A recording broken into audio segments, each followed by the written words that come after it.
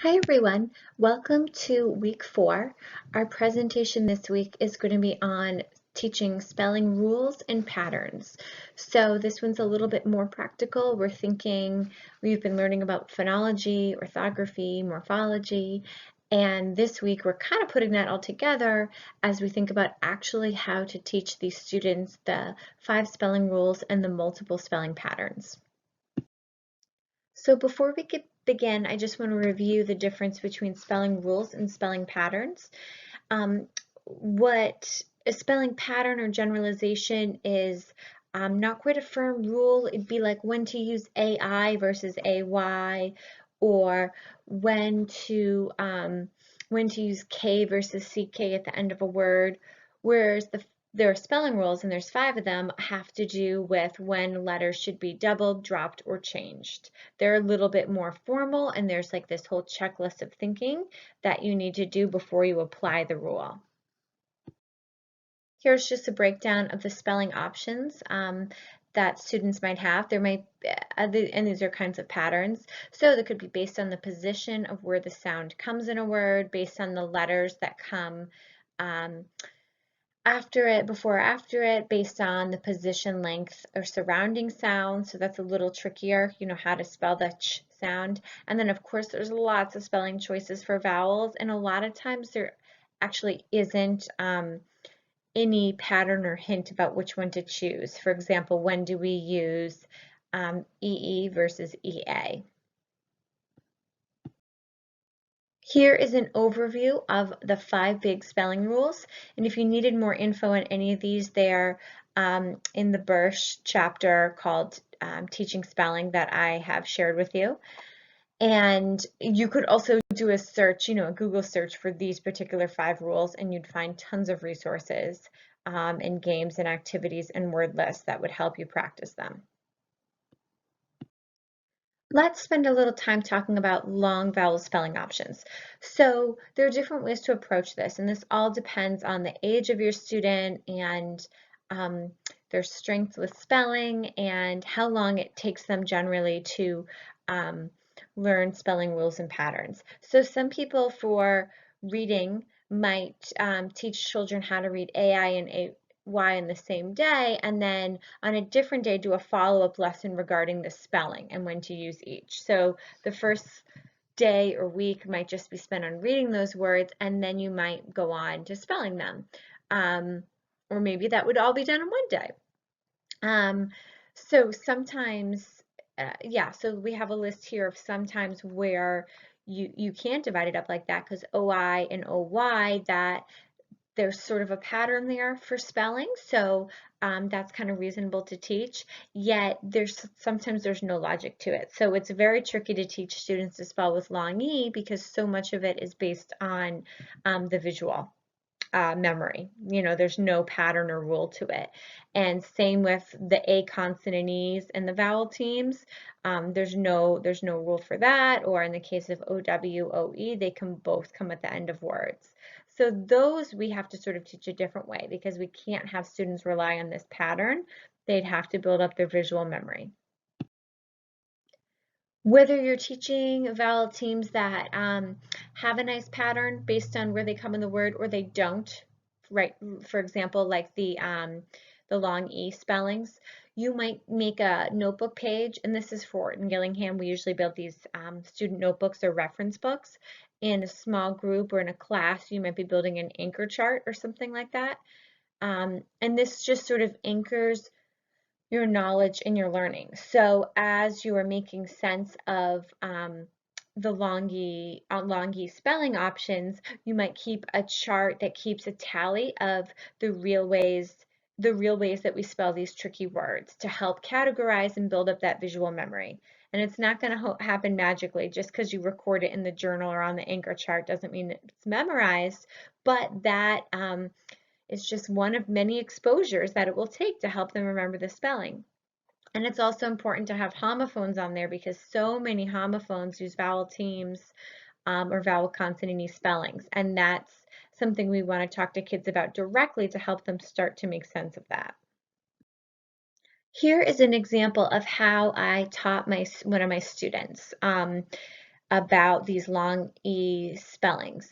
So in the new, this is the new lesson or the new concept portion of our lesson plan. This was a one-on-one Orton-Gillingham lesson, but of course it can be applied to a small group or a whole class as well. So we activated their prior knowledge. We had already done long A and long O vowel teams and talked about how some of them come in the middle of words or some spellings come only at the end of words. So first I listed these words and I had them listen for what sounded the same. They were able to tell me that they heard the E sound that sounded the same.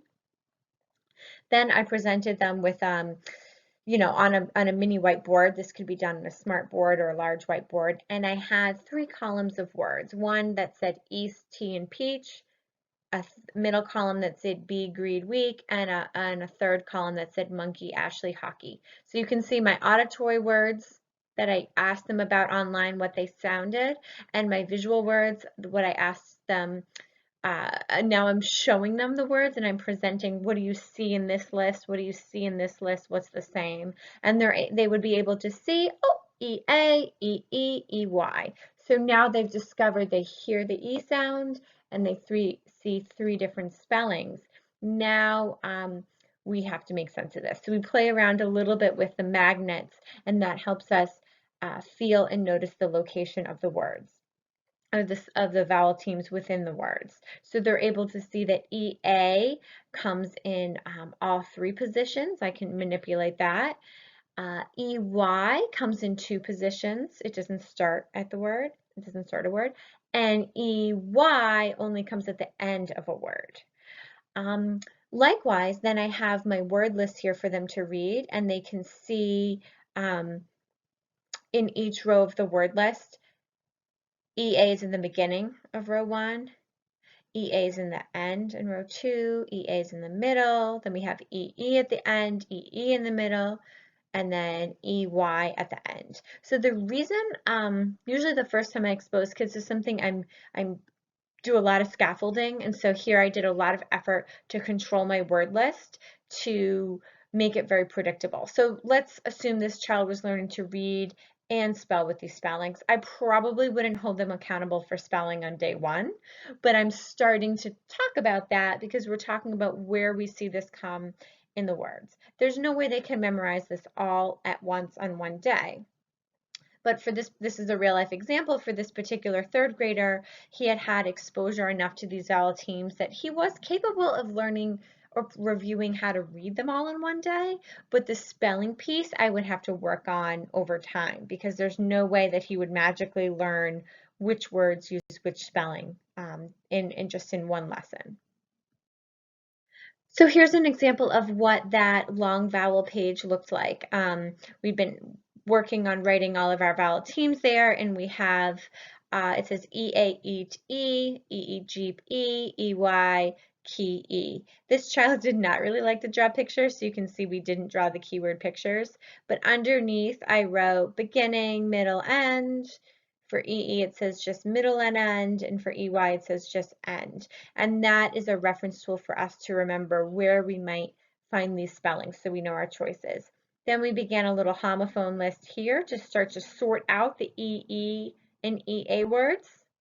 But I'm still, on day 1, I'm not expecting them to spell it. We're just talking about it and providing lots of opportunities to see, discuss, and build up that visual memory. Wilson magnets are a great way to work on going back and forth with vowel teams and choices. So in these words here, I have change foam to float, change float to flow, change flow to low, low to toe, and so on and so on. And that allows the student to flip-flop back and forth between the OW that comes at the end and the OA that comes in the middle. And I usually do 1 change per time, although it looks like there's an error there with foam and float. But usually I just do 1 phoneme change, so that would be 1 magnet change per round or per turn. And so they're just clicking 1 magnet at a time. So this is just that back and forth, and they don't actually have to write all the letters, so that relieves them of the duty of not only thinking of the letters, but then also writing them. But they do have to think, and then they get that visual feedback because right there in front of them, they see the vowel teams on that pink magnet, and that's just more and more exposure. So this is using real words. This is a good chance to use real words with the Wilson magnets for this kind of activity. So we talked a little bit about vowel teams on the past few slides. Now this is another kind of spelling pattern, a little bit more formal, a little bit more like a rule, the KCK spelling pattern. So this portion right here, you're seeing a little snippet of my lesson plan, and this would be the new concept portion of the lesson plan. So I would have activated their prior knowledge, setting the stage, talking about the different ways to spell the k sound. Oh my goodness, how confusing that is. Let's try to figure out when to use K and CK at the end of words. Let's make that our plan today. So I would ask them, this is auditory, so they're not seeing them on the whiteboard yet. I would say, what do you hear at the end of these words? Lick, track, pluck. And they would say the k sound, and then I would say, okay, now let's think back and let's listen to them again and listen to the middle of the words to see if we hear a short or long vowel. Lick. And we'd go through each word and they'd be listening for that short or long vowel. I can't just say, what do you hear in the middle? That's too open-ended, but I can say specifically short or long vowel because that's what spellers do. They don't have the word in front of them on a whiteboard when they're trying to figure out how to spell it. The word is just in their brain. They hear the sounds. So we have to get our students trained to hear a word in their head and analyze it and then think about which letters attach to those sounds. And in this case, it's not just one-to-one correspondence. This isn't just phonology. This is orthography because there's a sort of patterns and there's a right way to represent them and a wrong way to represent. And we would not use C, we would not use K, we'd use CK for these words. So we're trying to get them to not only learn that pattern, but even just get used to picturing these words the right way. Okay, so they've identified that they hear a short vowel. Now I present them with those same words, lick, track, pluck, written on a whiteboard, and I would question them to help them discover the pattern. So I would say things like, okay, so let's take a look at these words. You already told me that you heard the k sound at the end. Okay, so we know that that's our point. How do we spell k at the end? Well, you also told me that you heard a short vowel. So let's list that down as number one. These words have a short vowel. And then I have another question. Take a look and listen. Is there anything between the short vowel and the k sound? Oh, okay, so the k comes right after the short vowel. Aha. All right, so we know that there are two things that are true about these kinds of words that end in CK. They have a short vowel, and they have a k right after the short vowel. Great. Something I didn't include here is that they're one-syllable words. The student I designed this for was so young that we weren't even dealing with two-syllable words. Now we might try this out with Wilson magnets, and I might say, I would model, the word tack. Look, there's, our one short vowel, and right after it comes the k sound. Now, if I want to change tack to take, well, let's think. Ache. Ooh, I hear a long A sound, so that isn't going to use the CK. Now I'm just back to regular K. And of course, my silent E to make the A say its name. And you could go on. And so I have some of the long vowels, but then also with milk and task, that's a final blend with that consonant in between there. Now we would do a new word list to sort of analyze and look, we're building up our visual memory for what looks right, but we also want our students to be able to explain it. So I might say, I noticed the word flock has the CK at the end. Can you tell me why the speller used CK instead of just K? Two things. Let's look at our checklist. Yep, one, it has a short vowel, and two, the k comes right after that short vowel. Again, I like to add this to a notebook page, so this would go in like a spelling section within our little reference book, or you could make this into an anchor chart. But I think it helps to have it broken down. So the title would be K or CK at the end of a word. Ask yourself, does it have a short vowel? Does the K come right after the short vowel? If yes, use CK. If no, use K. That's a lot of language. So some of our students have trouble processing all this language that we're putting at them, and so that might be hard for them. And they might just be able to look at a word and say yes or no based on looks. But if they don't have the visual memory, and if they're not good at taking in all this language and wordiness that we're throwing at them, then we have to find a way to make it work. And sometimes I find like the Wilson magnets or the reading rods are the way to get through to them, and they just have to touch the rule over and over, even if it's too hard for them to talk about it. Another fun thing to do is a fill in the blank. So you could write this on sentence strips on the whiteboard or on just a piece of paper, and the student could pull from the word bank and fill in the definition. And it's nice to be able to do this over and over. This is also a good way if the student can't on their own spit out the definition or describe this pattern, they might be able to fill in the blanks to show you that they do understand it. So here's a visual of a little printable that I made. And you can see I highlighted the word one syllable word and short vowel. And then what I would have, if this was like, let's pretend this is a printout, like a worksheet, you'd only be looking at the left side. On little sticky notes, I'd have those three little pink things, the answers, and the student could put the sticky notes on the line to indicate that they knew the right answer. That way it can be used over and over again as review, before you get ready for spelling. And then there's the answer. That's what it would look like. So those little pink things, that would be what you would write on the sticky notes. So to practice this pattern, for everything, I always have on my computer just whole word lists that I could use for reading, that I could print out, I could enlarge and make them game cards.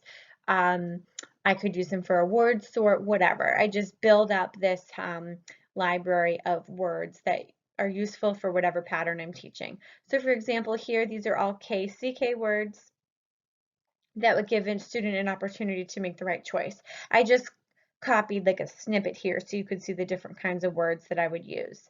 I could cut these into cards and I could have them sort them visually and do a word sort. Do you see K or CK? And then we could talk about why all these ones have CK, what's the same about all of them. So that would be a little bit more analytical, building up that visual memory. Or I could say the word out loud and they would have to think in their head, is that K or CK? So in their brain, they'd have to listen to that vowel sound, listen to whether or not the K comes right after the vowel. And also, is it one syllable? So I would just have a K and a CK card on the table, and they would hear the word and then make their choice, and then I'd show them, and they would get to decide, if they were right. Or we could play good old word bump, which I use all the time with students. I think I shared that with you when we met in class. And these would be the word cards, and we'd read words for each other and quiz each other on what the spelling is. So it's just a little bit more fun than doing regular old SOS, which is an Orton-Gillingham technique that we'll talk about later. Better than a regular old dictation. This seems like a little bit more fun. So we've talked about vowel teams and how to make sense of those. We've talked about an example of a spelling pattern. And now we'll talk about a spelling rule. So like I mentioned earlier, these are 5 spelling rules, and I think I handed out a quick guide document to you back in those folders in the first night of class that breaks down or explains all these rules and the different checkpoints for each of them. With all of these rules, there's a lot of terminology that you need to know ahead of time. They have to be able to talk about short and long vowels. They have to be able to count syllables, and they need to know the difference between a vowel suffix and a consonant suffix. So that is background knowledge, and if they can't use that kind of language, that academic language, it's going to be hard to explain these rules to them. So that would be the prerequisite knowledge that you might prepare them for.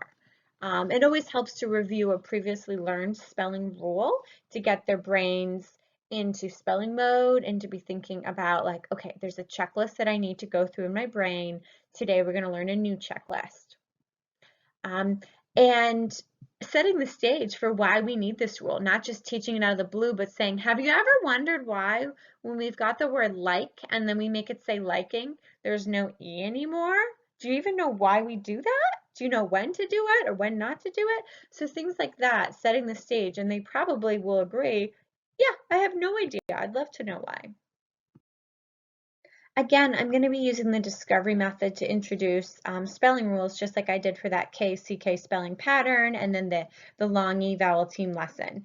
And we will be reading this about the discovery method soon. That comes up in the teaching spelling chapter from the Birch book that I will scan and send to you.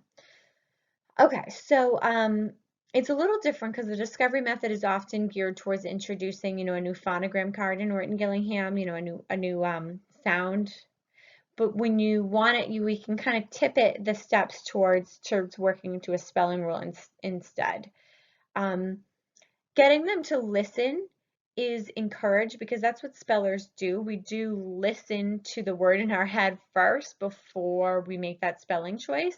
But kind of in order to teach a spelling rule, we actually just kind of have to jump ahead to the visual so they can see what's happening and then work backwards from there. Let me show you what I mean. So you'd be asking them, usually it has to do with what vowel sound do you hear, short or long. Most of the rules have that involved in it. Or yeah, a few of them have that in it. Ignore that thing about step 5. That just has to do with the Orton-Gillingham template. But really what's important for the auditory step is you're getting them to know that spellers think about what they hear in their head before they make their spelling choice on paper. So whatever age your child is, whether they're working on the basics of phonology or advanced orthography and morphology, good spellers, they listen and they think before they write. So we do kind of need to model that and not just teach them this rule with all this talk about what we have to do. We want them to internalize and to think about their thinking. It's metacognition, just like with our reading skills. We want our spellers to think about their thinking before they put their pencil on the paper. The visual step here is very important, and this is, I think, where students make sense of it. And it's really helpful for many of these spelling rules to show the base word plus a suffix equals a new word, and to have that kind of heading along the top, and then have examples that show the rule being put into use. Then you're going to be questioning them when they see that setup in front of them with a bunch of example words in those kind of equations. You're going to be questioning them. What type of vowel do you hear or see? How many syllables? What letter? Things like that. They're not just going to be able to magically make sense of it. You'll have to deliberately question. And of course, they always have to notice vowel, not always, but in a bunch of these rules, is it a vowel or a consonant suffix? And then the change, that's the big thing. Did something get doubled or dropped or changed? While you're questioning them and prompting them, you're going to be recording all of their discoveries. This way, they're the one discovering the rule, and it's not just you telling. They're making sense of what they see here. And of course, we have to have some tactile and oral component here. So for the tactile piece, it doesn't really make sense to air write or write in rice or anything like that. For a spelling rule, it makes sense for them to actually touch something. So breaking apart or adding or changing. So using note cards, magnets, reading rods, anything where they can touch and act out the rule is really meaningful and helpful. And then having them explain the rule back to you, that might be hard. And as I modeled in the other situations, we'll add something to the notebook and some sort of a checklist, but they're really going to need your help to be recording as you walk them through the questioning.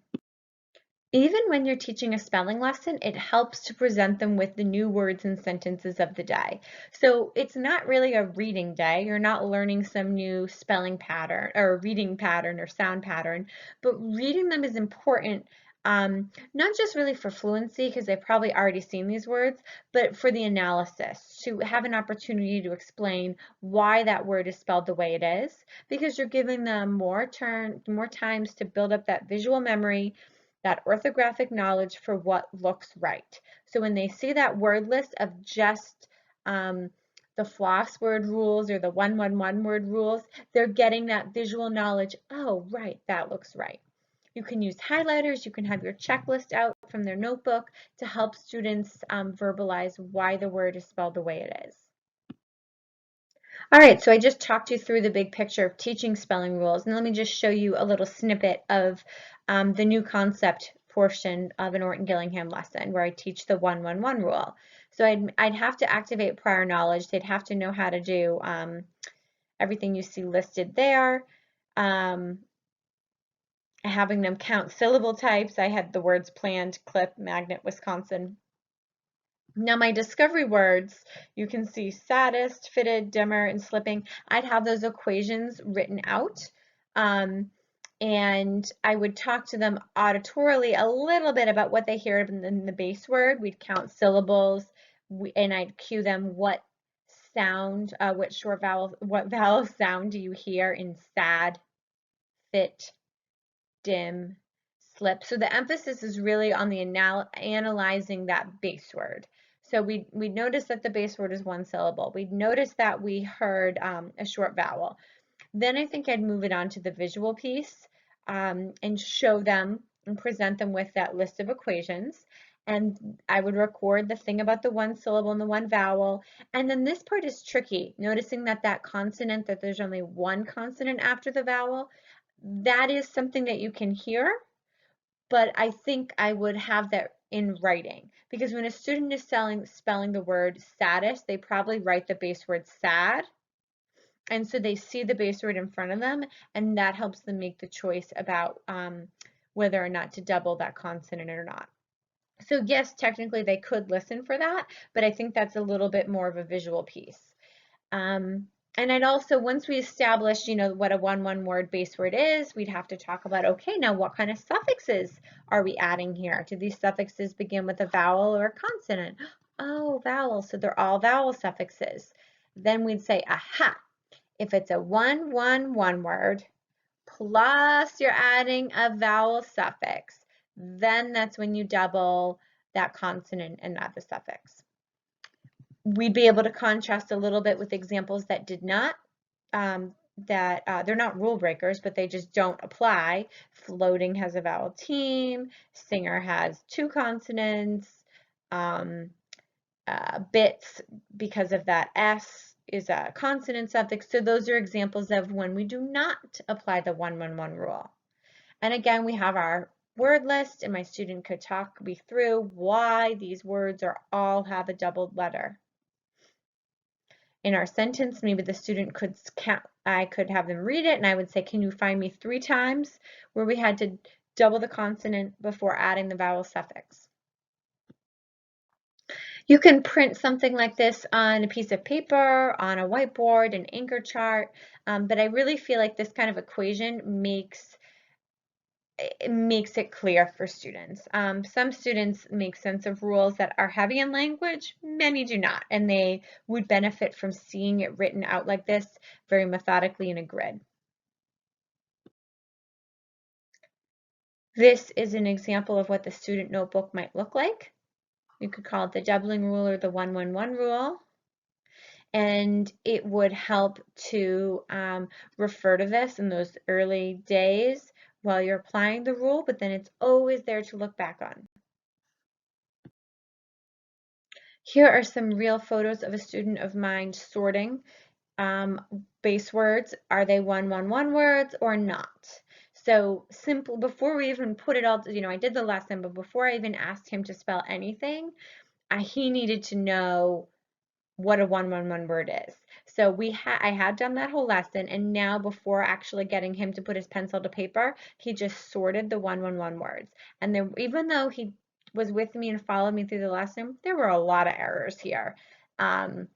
that he didn't always quite get. A lot of times he would put all the closed syllables in the 111 pile, and he would miss that thing about the having just one consonant at the end.